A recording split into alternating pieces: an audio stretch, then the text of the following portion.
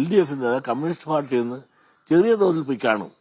എന്നാൽ വലിയൊരു ചോർച്ച കോൺഗ്രസിൽ നിന്നാണ് BJPയിലേക്ക് വരിക്കുന്നത്. അതുകൊണ്ട് തന്നെ നിങ്ങൾക്കറിയാം 2-3 സീറ്റ് തന്നെ ജയിക്കുന്നത് എന്താണ്? NDA നിന്ന് മത്സരിച്ചതുകൊണ്ടല്ലേ നമ്മുടെ വിദ്യാഭ്യാസ വകുപ്പ് മന്ത്രിയായ ഇവിടെ ഇരിങ്ങാലക്കുടയിൽ നിന്ന് ത്രികോണ മത്സരത്തിൽ ജയിച്ചത് ആരാണ്? പണ്ട് ഉണ്ണിയാടൻ ജയിച്ചിട്ടിരുന്നതല്ലേ. അതുപോലെ തന്നെ വർക്കല കഹാറ് എങ്ങനെ തോറ്റുപോയി? അതോടൊപ്പം തന്നെ ചെങ്ങന്നൂര് ത്രികോണ മത്സരം എന്നുകൊണ്ടല്ലേ സജി ചെറിയാൻ ജയിക്കുന്നത്. അങ്ങനെ പരിശോധിച്ച് നോക്കിയാൽ ഈ ത്രികോണ മത്സരത്തിൽ BJP കൂടുതൽ വോട്ട് പിടിക്കുന്നതോടുകൂടി തന്നെ ഇടതുപക്ഷത്തിന്റെ സീറ്റ് വർദ്ധിക്കാനുള്ള എല്ലാ സാഹചര്യവും ഇവിടെ നിലനിൽക്കുന്നു. കോൺഗ്രസ് ബലഹീനമാകുന്നു. ഈ സാഹചര്യത്തിൽ എന്തുകൊണ്ടും LDF തന്നെ തുടർന്നും ഭരിക്കാനുള്ള സാഹചര്യമാണ് ഇവിടെ ഉള്ളത്.